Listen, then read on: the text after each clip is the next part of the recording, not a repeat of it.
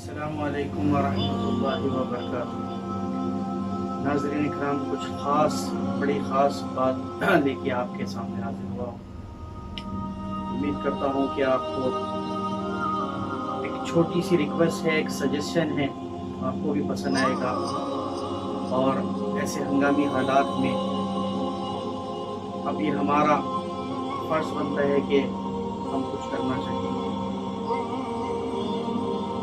کل دو خبریں میری نظروں کے سامنے ایسی گزری جس سے میرا دل دہل گیا، بلکہ آنکھ اشکبار ہو گئے۔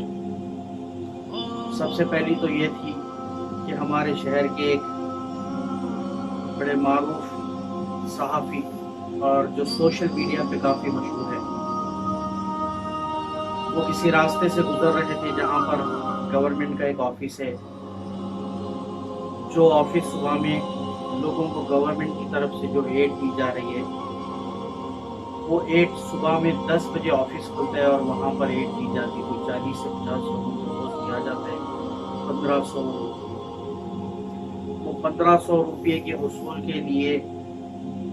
رات کے 9 بجے سے خواتین اپنی لائن اپنا نمبر لگانے کے لیے وہاں پر راستے میں کھڑی ہوئی ہے۔ کچھ لوگوں کے پاس میں، اس میں ہندو، مسلم اور دوسرے فرقوں کی بھی خواتین کی، جو صرف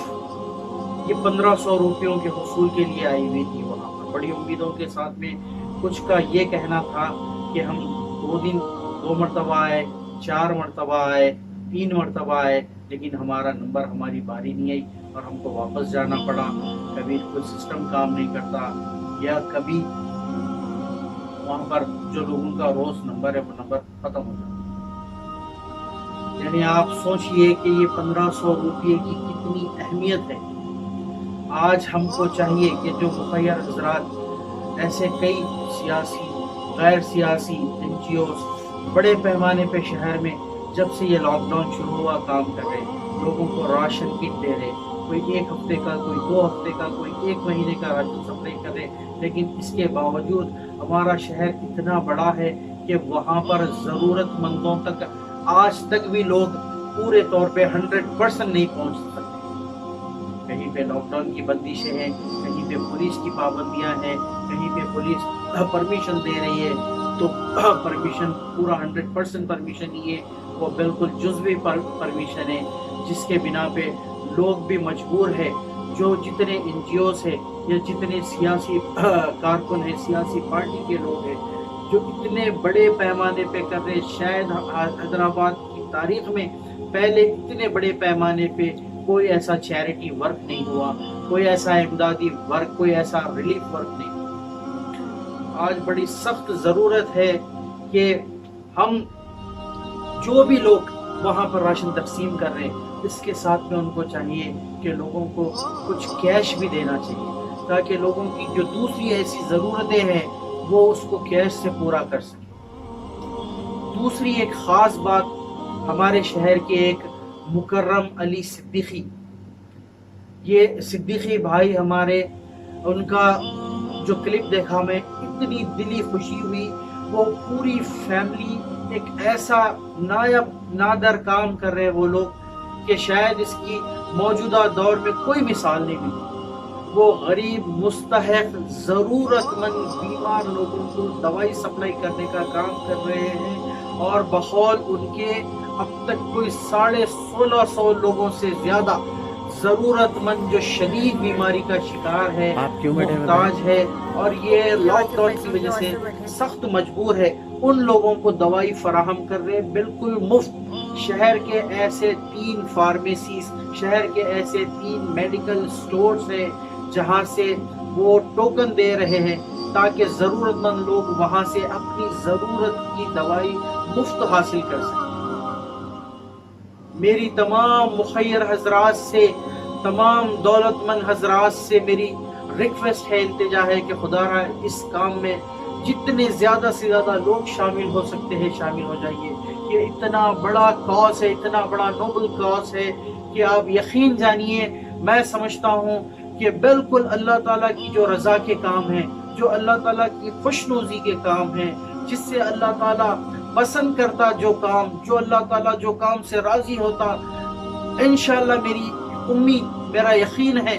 کہ یہ کام ان تمام کاموں میں سے ایک کام ہے۔ اب ہم کو چاہیے، ہماری ذمہ داری ہے، یہ ہمارے اوپر فرض کر لیں ہم، کہ جو حضرات رمضان میں عمرہ کے لیے جاتے تھے، جو لوگ سادے دنوں میں بھی عمرہ کرتے تھے، اور کچھ تو ایسے بھی لوگ ہیں اللہ تعالیٰ جن کو اتنی دولت دی بھی ہے کہ جو ہر سال رمضان میں عمرہ کے لیے جاتے ہیں، تو ان لوگوں کو چاہیے کہ آگے بڑھ کے جو اپنے عمرہ کی رقم ہے، یا جو لوگ رمضان سے پہلے یا حج پہ جانے والے تھے، جو اتنا بڑا اماؤنٹ، ایک اتنا بڑا بجٹ ہوتا ان کا، وہ رقم ایسے کاز کے لیے خدا را استعمال کریے۔ آپ یقین جانیے اس کے پاس میں بڑا اجر، یہ مہینہ ایسا مہینہ چل رہا ہے جہاں پر اللہ تعالیٰ جتنے ہم سے زیادہ چیریٹی کے کام ہو سکتے ہیں، خیرات کے کام ہو سکتے ہیں، یہ کام ہم کو کرنا چاہیے۔ اور جو عمرہ کا ایک آدمی کا جو بجٹ ہوتا ہے تقریباً 60-70 ہزار یا کم و بیش 80,000 سے 1 لاکھ، تو یہ ایک اگر آدمی مطلب اپنے پیسوں میں سے اگر آدھے پیسے بھی نکالتا،